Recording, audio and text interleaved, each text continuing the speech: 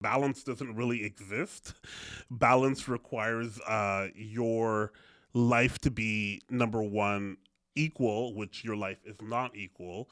Your job is not equal to your private and personal relationships. We don't live in a world where every part or aspect of our livelihood is equal. Number one, think that achieving balance is a thing that's just it's impossible. And number two, it requires both of these things to not just be equal or the same. It requires them to be still. Think about one of those scales, that you have two pans on either side of it. You got to have these things not moving, and they need to weigh the same for them to be in balance. Welcome to the More Life Podcast, where creatives, problem solvers, and entrepreneurs talk about squeezing more out and finding meaning in this crazy thing we call life. Let's dive in.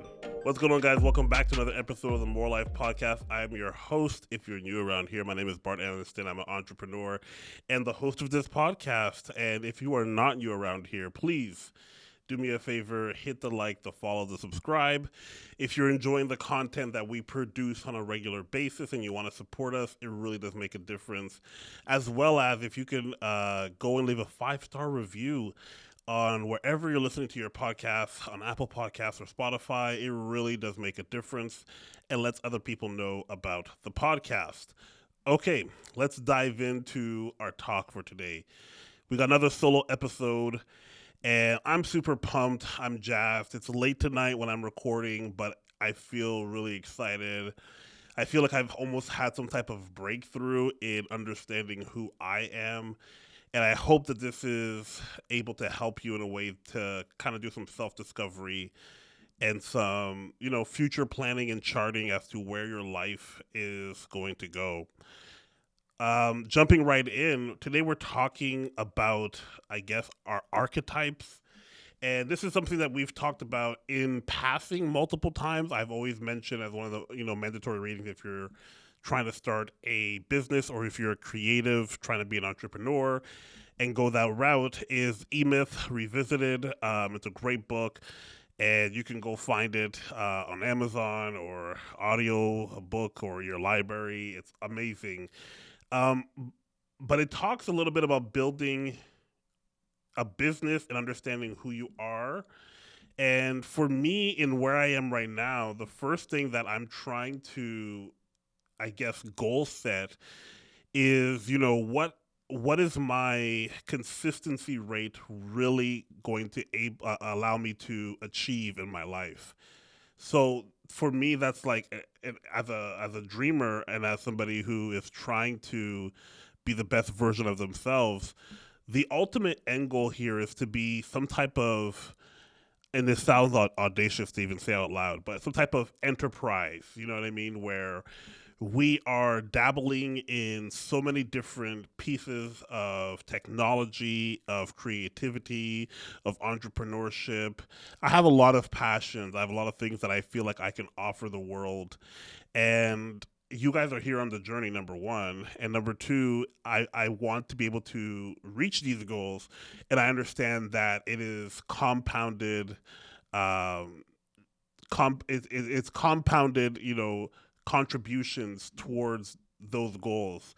I recently saw Mr. Beast post on Twitter or X, I don't know, what are we calling this now, where he talked about his subscribership every single year on his birthday, and to see how many of the years he was under 100 subscribers, and to see when he jumped from 76 subscribers to over 1,000, and to see the jump from the few thousand he had, I believe it was when he was 18 or turning to going to 20, he jumped all the way to a million. And that is compounded effort. That is pounding the pavement year after year and putting in your work. And that's something that, for me, a big goal, a big idea is what type of architect do I need to be to realize my goals? Right now, I'm an entrepreneur of one business and one podcast. And thank you for listening, for those of you that are listening. But there's still more inside of me, and the only way that I can be stopped is myself, and the only way that I can achieve these goals is also with myself. So, working on myself and understanding who I am is extremely important. And it's taking me a lot of times of pausing and breaking and trying to dive deeper into what does that look like for me. And it's really really powerful. So going back to the e-myth, he talks about the three different archetypes, and we've mentioned this many times before: the artist, the manager, and the entrepreneur. Um, and not everybody can be all those things. You have to decide which one you are, right? The artist is believing in the work for the sake of the craft. The manager is the person who loves to build the systems, and the entrepreneur loves the building part, the risk, taking it from 0 to 1. And it takes a lot of discipline to kind of identify who am I and what is that going to look like in my life. What I've been reading and digesting as somebody who is a constant learner, has I've broken down into four categories, really different characteristics of each one of these archetypes: the artist, the manager, the entrepreneur. And yeah, there's amazing stuff that we're going to be talking about. I'm tentative because I don't want to get too excited and I don't want to get ahead of myself. So this is one of those podcasts where I know no matter what, I'm probably going to reference for a very long time because it's almost foundational to where I see myself in the next like 20 years. And I'm going to break it down for you guys as much as I can. I have lots of scribbles on an iPad for those of you that are watching online. Uh, and we're going to talk about it. So, the big thing here with having these four characteristics, and I'll just tell you the characteristics now, is the investigators, the adventurers, the navigators, and the visionaries. Is each You can be a visionary type artist, you can be a visionary leader, you can be a visionary entrepreneur. Each one of these characteristics, these category of archetypes, can be applied to the artist, the manager, or the entrepreneur. And it's again, it's all about understanding how your mind and your body works. How does it align with your ultimate goal? I guess with is happiness, right? So uh, just so we can talk about this, I want to mention ikigai. Some of you may have heard of this before. Some of you have never heard of this before. Ikigai is kind of like the pursuit of balance and harmony. I guess harmony, not balance. And it's basically these four tenets, these four principles that make a complete life or make something that is harmonious to live by. And it's Japanese ikigai. I don't know exactly what the word means, but ikigai is a term used to talk about this type of balance, right? One is something that you can be good at. One is something that pays you. One is something that you enjoy. One is something that is a service to others, to the world. And it's really powerful when you start to think about, right, we all need these things in our lives, whether it's your vocation, whether it's your profession, whether it's your passion or your mission. These things are something that if you don't have a piece of it, you're going to feel empty. And understanding that, like your passion and your mission, these are things that are relative to the things that you love. What are you good at? That's like your passion and your profession. Your service to others is your mission and your vocation. And something that you can get paid at is your profession plus your vocation.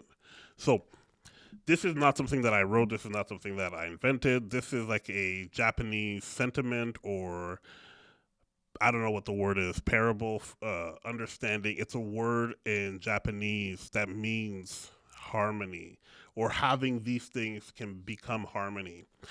And I believe I've said this probably a few years ago now on the podcast when we first started that, balance doesn't really exist. Balance requires your life to be, number one, equal, which your life is not equal. Your job is not equal to your private and personal relationships. It's not equal to maybe your children. It's not equal to uh, the time that you take for yourself and self-care. We don't live in a world where every part or aspect of our livelihood is equal. So to number one, think that achieving balance is a thing, it's impossible. And number two, it requires both of these things to not just be equal or the same. It requires them to be still.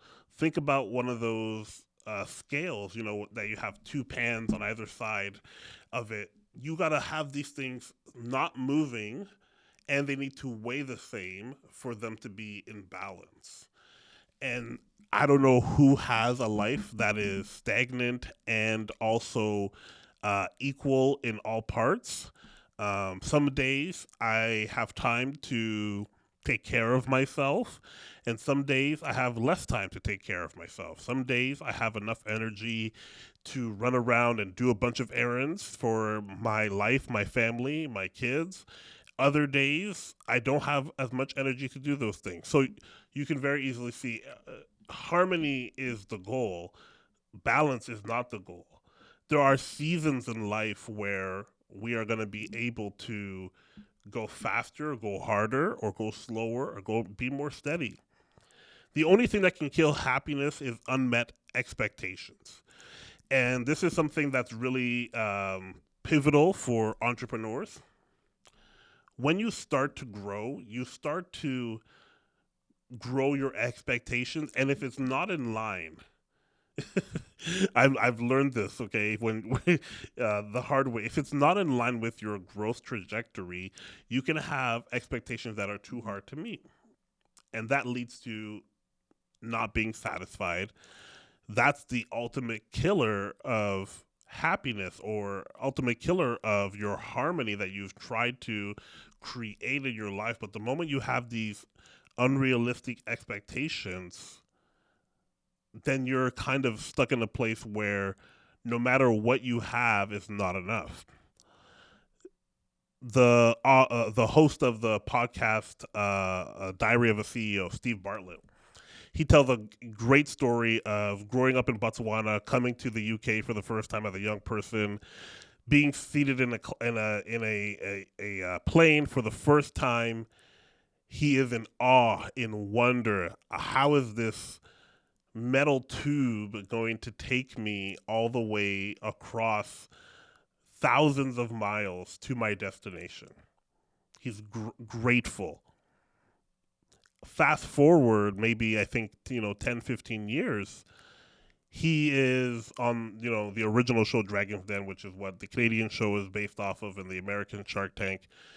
He's now a part of that show. He has started, I don't know how many companies. He has a number one type podcast. He's doing a lot of things. He flies first class all the time, and he says, I didn't realize until I saw somebody else, having that same experience I had, where they were so excited about being in first class, and they've never been there before, and they've been on a plane, but they've never been in first class. Oh my gosh, they have champagne. Oh my goodness, they have slippers for us. This is unbelievable. And he forgot about where he started. Gratitude is what keeps your happiness alive. It's what keeps your expectations in check. It's what helps you have the harmonious life of ikigai, where you find these things that are helping you be passionate, be missional, being professional, being vocational. These things are not just by happenstance. These things happen when you put intent towards them. So this is what I've been trying to discover more about myself. Which of these things am I good at? Which of these things pay me? Which of these things, do I enjoy? Which of these things is like a service to others? This is Ikigai. Okay, I want to take a quick second here and dive deeper in what these collaborative skills, these four categories that I've spoken about, can mean, and what do they look like, and maybe give a few examples, because depending on who you are and where you're coming from and what your life goals are, you may have already classified yourself as an artist, a manager or a leader, or an entrepreneur, or maybe you're kind of a dominant and secondary type thing where I'm a manager, but I'm also an artist, and you have one that's more dominant than the other.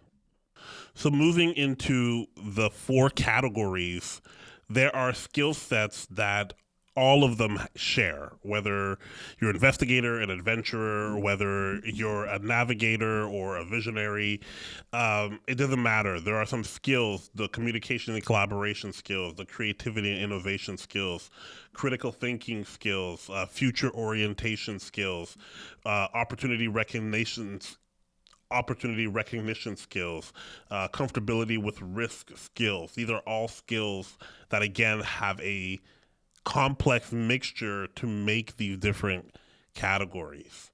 The first category I want to talk about is the investigators. When I think of investigators, I think of people like Bill Gates from Microsoft, somebody who is very innovative, somebody who's very analytical, somebody like Lori from Shark Tank, keeping in line with like the Shark Tank and Dragon's Den. So the investigators are people who are like master planners, who are archetypes or ambassadors. These are people who are defending their ideas, who are investigative towards what is the angle here. Think of somebody like Lori on Shark Tank. She's somebody who's able to see and ask the right questions when she smells an opportunity and see, oh, this is the angle that we need to take so that we can bring this to market. Or even somebody like Bill Gates, who is more like an architectural type investigator where he is searching out what problems are, and he's now doing long plays. So like, okay, I'm going to try to buy up all this, I don't know, farmland in America. That's him right now. I don't know what he sees or what he knows, but he was able to, even talk about COVID-19, the big COVID of the global pandemic. He was speaking about that years before it happens. So investigators are people who think objectively, who are evaluating or analyzing opportunities and discovering new solutions for customer pain points. They are looking at big picture and long spreadsheets, long time frames. They're looking at, okay, what's not just what's happening this year or next year or 5 years. What about the next 10 or 15, 25 years? What does that look like, and what positions do I need to put myself in right now? The next category is adventurers. These are people that have lots of talent and skills and are very entrepreneurial.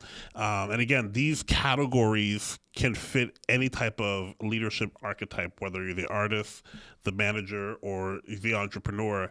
But think of somebody like Elon Musk. Think of somebody like Jeff Bezos, Magic Johnson, right? These are people who are, stargazers and visionaries. These are people who are conquerors, who are promoters. Like Magic Johnson, I'm just now watching the HBO show about the Showtime Lakers from the 80s and 90s.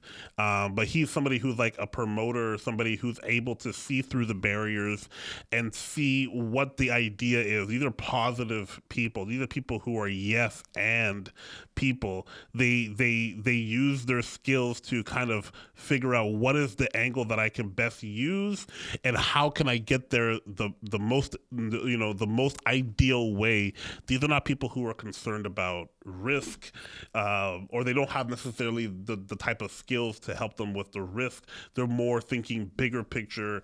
Bigger will solve the problems of the small and the right now.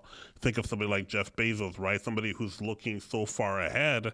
He was in his garage building Amazon before we even understood what all could be done within a digital bookstore, which is now taking over so many places.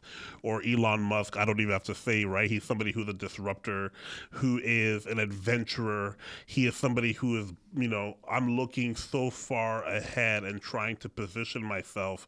It's a combination of skill and talent. It's a combination of creativity and analytical, because you have to be a little bit creative to see space and be like, I see an opportunity there.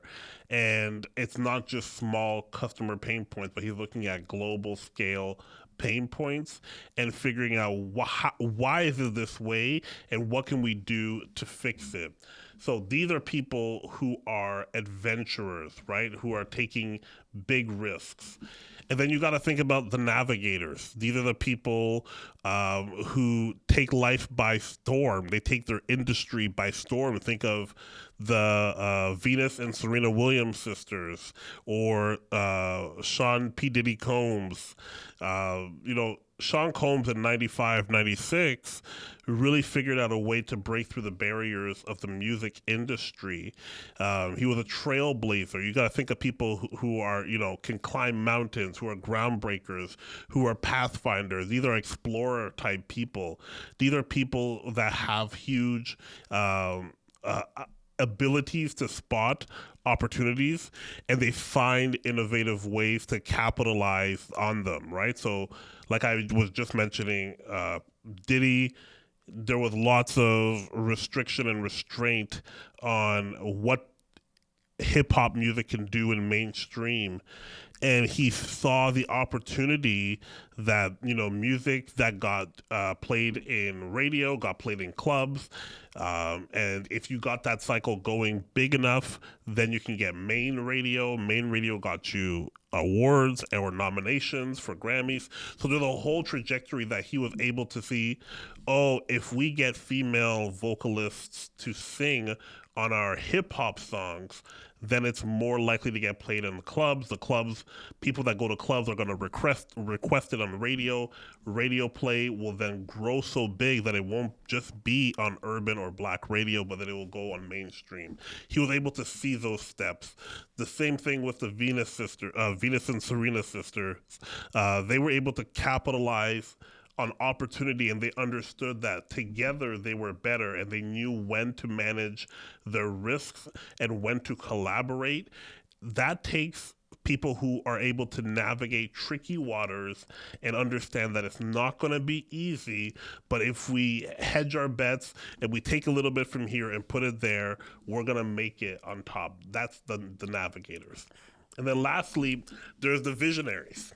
These are the, people that saw it way before we could see it.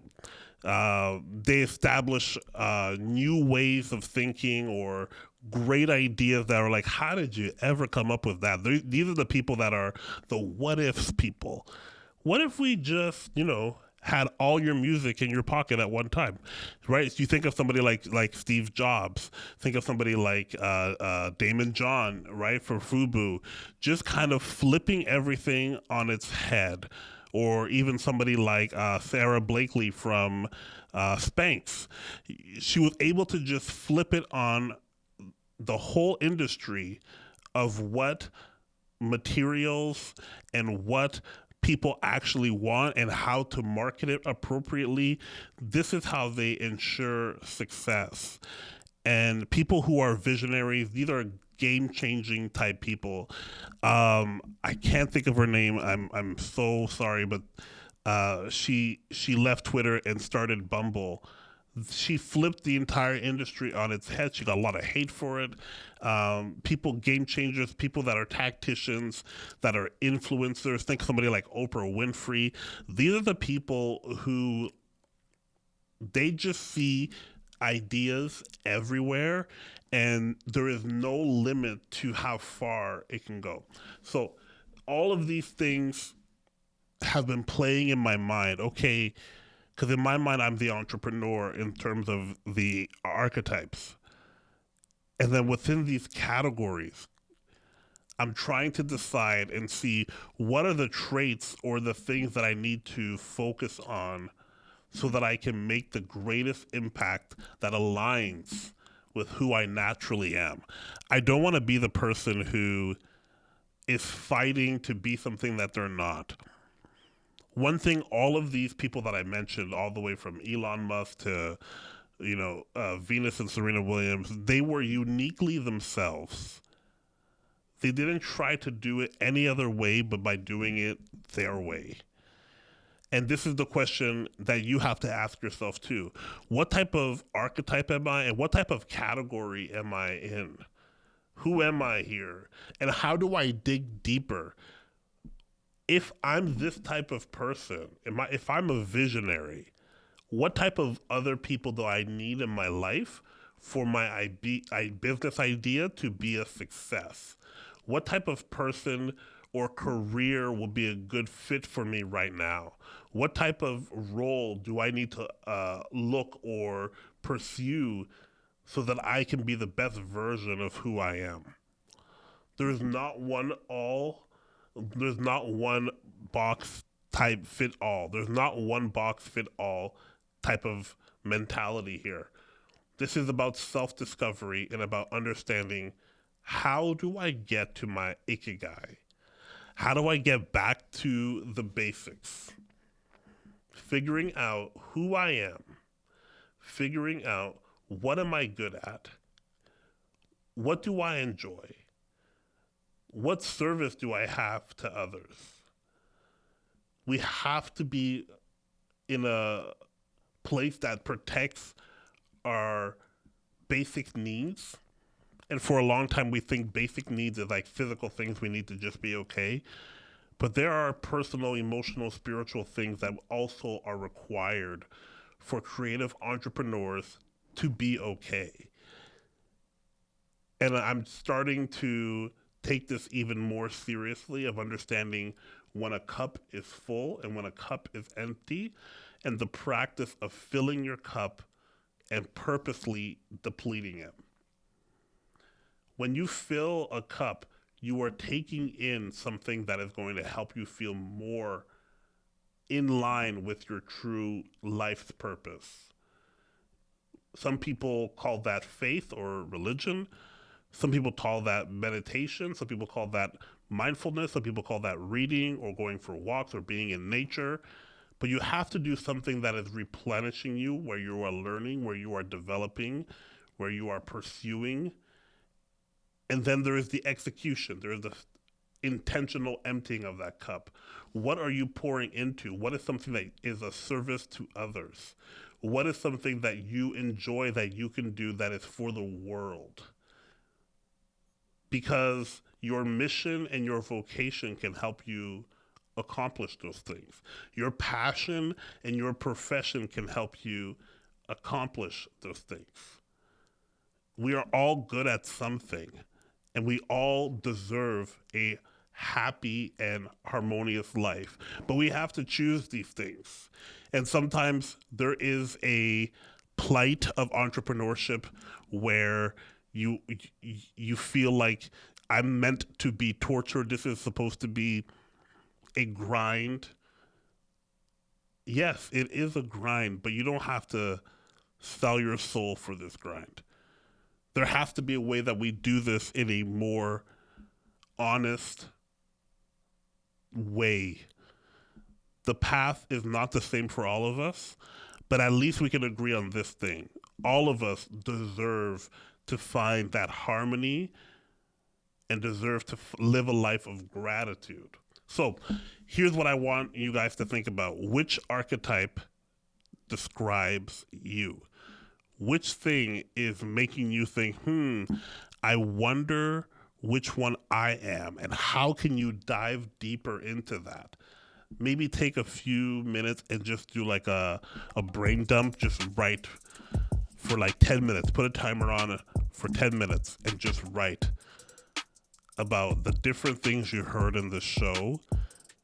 And maybe you might discover something the same way I discovered something about myself. Who am I? What matters the most to me? Where am I going? This is how you get there, guys. I've been Bart. Peace out.